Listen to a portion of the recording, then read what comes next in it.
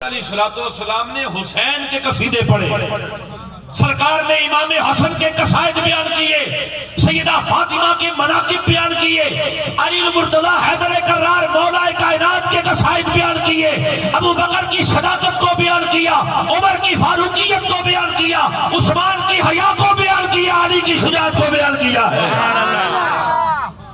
یہ جیلم کا علاقہ ہے، کون سا؟ جیلم۔ توجہ ہے یا پھر کراما؟ جیلم۔ اچھا ہے، جیلم کا علاقہ، وہاں ایک مرزا ہے، مرزا انجینئر،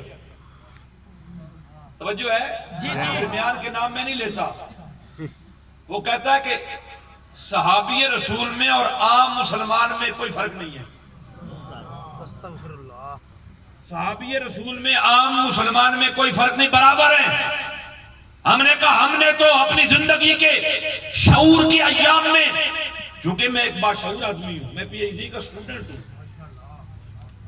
جامعۃ الازہر سے میں نے اسلامک فقہ میں تخصص کیا ہے، درس نظامی کا فاضل ہوں، ایک خانقاہ سے متعلق سجادہ نشین ہوں، بے شعوری کی بات نہیں کروں گا، یا تجاہل عارفانہ سے کام نہیں لوں گا، جاہلیت کی بات نہیں کروں گا، بات وہی ہوگی یا قرآن کہے گا یا پھر مصطفیٰ کا فرمان کہے گا۔ سرکار سے پوچھتے ہیں یا رسول اللہ، پوچھتے ہیں یا رسول اللہ، آپ کے صحابی کا مقام کیا ہے، آپ کے صحابی کا مرتبہ کیا ہے، اور صحابی کون ہوتا ہے؟ ارے وہ جس نے ایک آنکھ بھر کے مصطفیٰ کو حالت ایمانی میں دیکھ لیا وہ صحابی ہے، جس نے ایک مرتبہ سرکار کو حالت ایمانی میں دیکھ لیا بس، کوئی یہ شرط نہیں ہے بھی نمازہ زیادہ پڑھے تو صحابی بنے گا، روزے زیادہ رکھے تو صحابی بنے گا۔ کئی وہ ہیں جو ایک مرتبہ آئے مدینہ الرسول میں، بس دیکھ کر مصطفیٰ کے مکھڑے کو کلمہ پڑھ کے شہادت رسالت و خداوندی دے کر توحید کی وہ چلتے بنے، پھر لوٹ کے نہ آئے، مگر ایک مرتبہ دیکھ لیا، جس سے مرضی پوچھئے ساری دنیا کے ولی غوث قطب ابدال قلندر نجبا غواص مل جائیں، اس صحابی کے قدموں سے اٹھنے والی دھول کے، خاک کے، ذرے کے، اربوں حصے کے برابر نہیں ہو سکتی۔ یہ مقام ہے صحابی کا۔ یا رسول اللہ، آپ کے صحابی کا مقام کیا ہے؟ سنیے، عن ابی سعید الخدری رضی اللہ تعالیٰ عنہ قال قال النبی صلی اللہ علیہ وسلم لا تسبوا اصحابی، لا تسبوا اصحابی فلو ان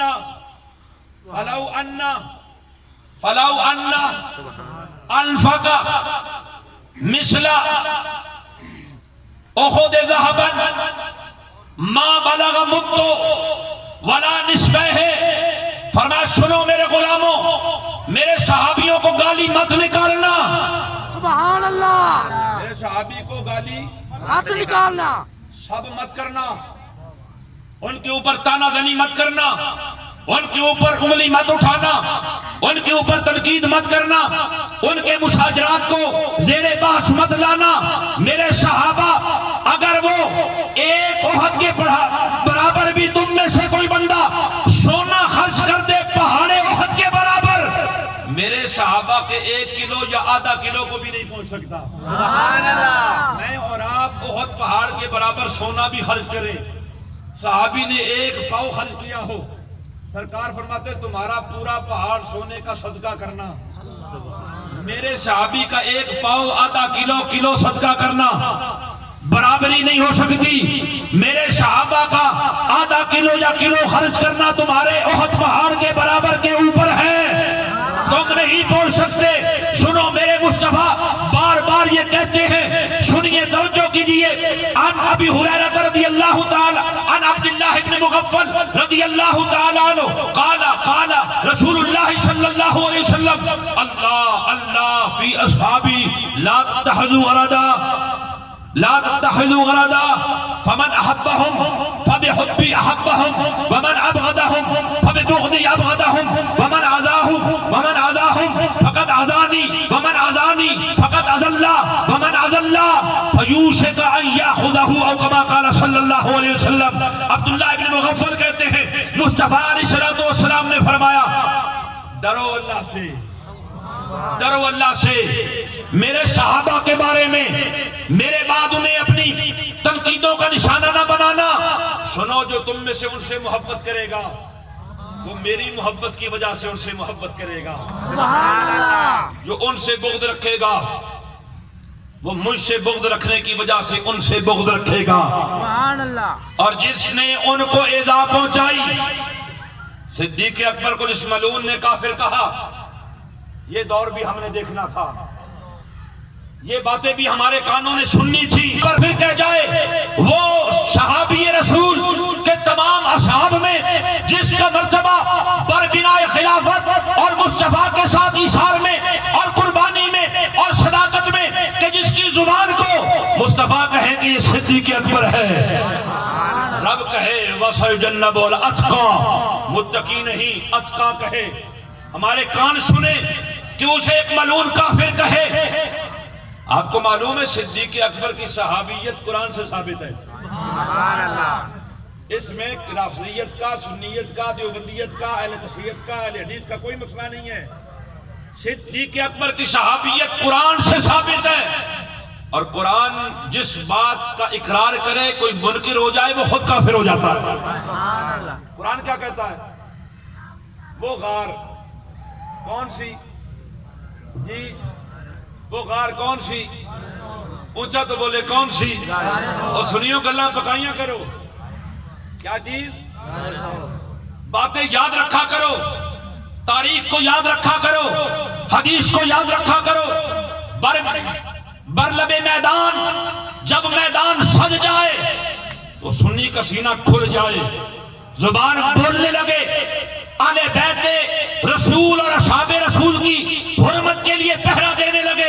ارے جس طرح ختم نبوت کا پہرا دینا امت پر واجب ہے، اسی طرح اہل بیت رسول اللہ اور اصحاب رسول کی عزت کی حرمت کا پہرا دینا بھی واجب ہے۔ گلی گلی نگر نگر ابو بکر، ابو بکر، گلی گلی نگر نگر یہ ہم کس کی بات چھڑے ہوئے بیٹھے ہیں؟ یہ وہ ہے جس نے اپنے کاندھوں پر مصطفیٰ کو اٹھایا، یہ وہ صدیق اکبر ہے۔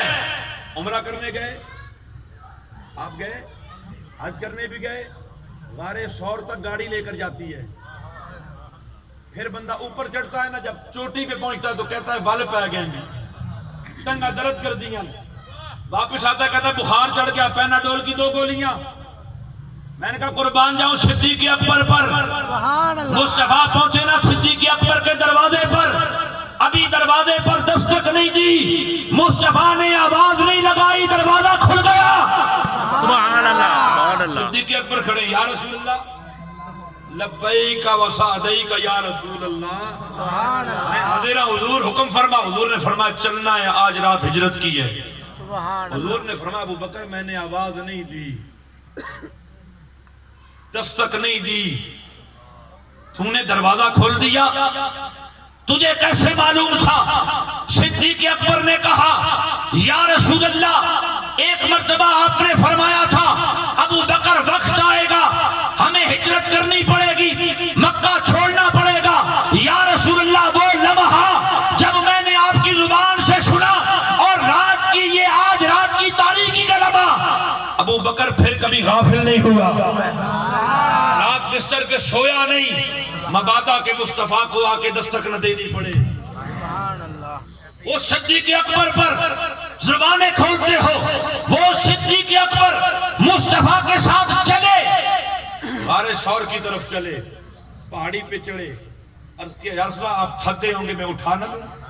سبحان اللہ، حضور بھی نہیں فرمایا کہ میں تھکیا کوئی نہ، میں تو نبی ہوں۔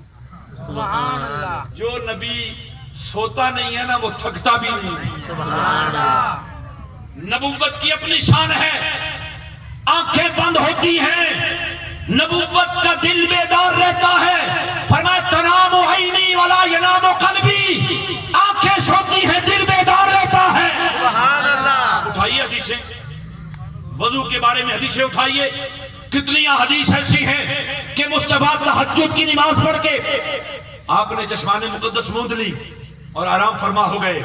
جب وقت نماز ہوا تو آپ نے وضو تازہ نہیں فرمایا، جو ہے آپ میری بات سمجھے نہیں، سمجھتے پھڑک جاتے، سبحان اللہ، یہ مقام نبوت ہے۔ یہ منزلت نبوت ہے، یہ مقام جو اللہ نے نبوت کو عطا فرمایا، یہ ساری خامیاں آپ کے اندر اور میرے اندر ہیں جو انتقاض وضو کی ہیں۔ نبی کا وضو ٹوٹا نہیں کرتا، حضور اٹھتے اور نماز پڑھاتے، مصلی پہ کھڑے ہوتے۔ یہ وہ شخصیت ہے جو سب سے زیادہ رب سے کائنات میں ڈرنے والی ہے۔ نبیوں کی طاقتیں اپنی ہوتی ہیں۔ ابو بکر نے کہا میں اٹھا نہ لوں، مصطفیٰ نے فرمایا اٹھا لے۔ سبحان اللہ۔ دنیا کو پتہ لگ جائے کہ جب ہمارا پردہ ہوگا نا دنیا سے، ظاہری وصال ہوگا، تو پھر یہ نبوت کا بوجھ، خلافت کا بوجھ ابو بکر نے اٹھانا ہے۔ سبحان اللہ۔ اب کاندھے ابو بکر کے ہیں، سواری مصطفیٰ کی، سبحان اللہ۔ اور ابو بکر خرامہ خرامہ چل رہے ہیں۔ اور جب غار کے دہانے پر پہنچے نا، واقعی آپ نے سنا ہوا کچھ نکات ہے، دہانے پر پہنچے تو کیا عرض کی، یا رسول اللہ آپ ٹھہرے میں ذرا صفائی کر لوں۔ سبحان اللہ۔ آج کا مرید ہوتا تو کہتا پیر صاحب تو سی اگے تھے میں پیچھے، ہو سکتا اندر کوئی جن ہی نہ ہوئے۔ پیر اگے تھے مرید پیچھے، پر وہ مرید صادق تھے۔ عرض کیا آپ کھڑے رہیں یا رسول اللہ، یہاں آرام فرمائیں، ابو بکر غار کی صفائی کرے گا۔ پھر ابو بکر نے صفائی کر کے بتا دیا۔ سبحان اللہ۔ سارے سوراخ بند کیے، امامہ پڑا، سوراخ بند کرنے کے بعد ایک رہ گیا تو ایسے ایڑی رکھی اوپر اور نیچے ایسے بیٹھ گئے اور کہا یا رسول اللہ آ جاؤ جی۔ اور حضور اللہ صدیق اکبر نے پھر کہا یا رسول اللہ اگر طبیعت آپ کی مزاج مانے تو آپ ذرا آرام فرما لیں، تھکاوٹ ہو گئی ہوگی۔ سبحان اللہ۔ اٹھا کر کون لایا؟ ابو بکر صدیق۔ تھکاوٹ کسے ہونی چاہیے تھی؟ ابو بکر صدیق۔ غار کی صفائی کس نے کی؟ ابو بکر صدیق۔ تو کیا فرماتے آپ، یا آپ تھک گئے ہوں گے، آپ کو تھکاوٹ ہو گئی ہوگی۔ حضور نے فرمایا ہاں آرام کر لیتے ہیں تھوڑا۔ حضور نے یہ نہیں فرمایا ابو بکر تو مجھے اٹھا کے لایا کاندھے پر، تو نے اتنی پہاڑی کا سفر کیا، تھکا تو تو ہوگا، صفائی تو نے کی ہے، لیکن سرکار نے اپنا سر رکھا ابو بکر صدیق کی گود میں، نبوت کا سر صدیق اکبر کی گود میں ہے، اور نیچے سوراخ میں نا ایک عاشق سانپ ہے۔ سبحان اللہ۔ عاشق سانپ، سانپ بھی کبھی عاشق ہوتے ہیں نہیں جی؟ نہیں۔ حضور کی تو بکریاں بھی عاشق ہیں، سبحان اللہ۔ خچر بھی عاشق ہوا، سبحان اللہ۔ پتھر بھی عاشق ہوئے، پہاڑ بھی عاشق ہوئے، درخت بھی عاشق ہوئے، انہار بھی عاشق ہوئی۔ ارے جب وہ خود کائنات بنانے والا مصطفیٰ کا عاشق ہے، مخلوق کی کیا بات ہے۔ وہ سانپ جو ہے نا اس نے پہلے اپنا سر رگڑا، اشارہ دیا۔ انسانی مزاج کیا ہے؟ چونکہ انسان کے اندر 5 قسم کے حصے موجود ہیں۔ ایک حصہ محسوسات کی ہے کہ جیسے ہی آپ کی جلد سے کوئی چیز ٹکراتی ہے تو آپ فوراً، مثال کے طور پہ اسی محفل میں کہیں سے کوئی پتنگا، کوئی ترڈی، کوئی چھوٹا کیڑا اندر گھس جائے تو فوراً آپ ایسے شروع کر دیں گے۔ محفل میں بیٹھے ہوئے یہ نہیں کہیں گے 50 بندے بیٹھے، علماء بیٹھے، مشائخ بیٹھے، جناب محترم شکیل قادری صاحب بیٹھے، کیا کہیں گے بھئی ایسے؟ آپ کہیں گے نہیں کوئی چیز مجھے اندر۔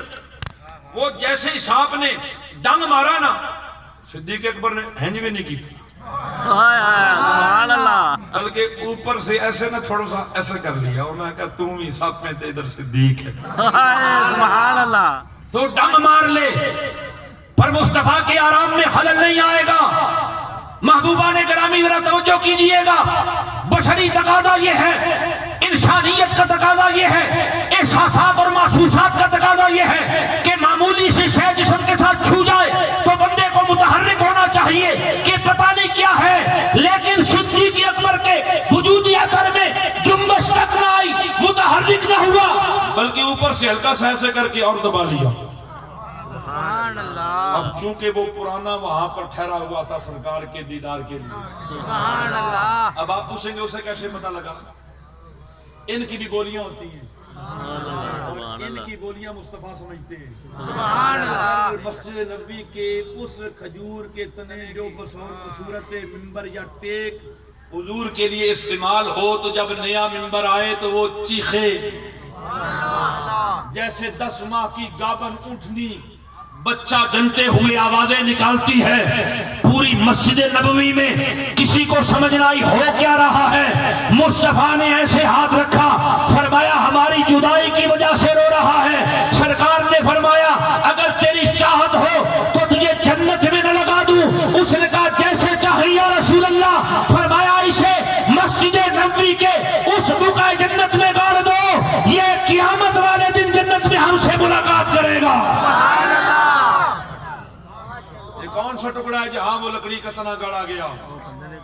یہ ریاض الجنہ ہے. اونچا تو بولیے, پہنچی وہیں پہ خاک جہاں کا. اونچا تو بولے, پہنچی وہیں پہ خاک جہاں کا خمیر تھا. اگر وہ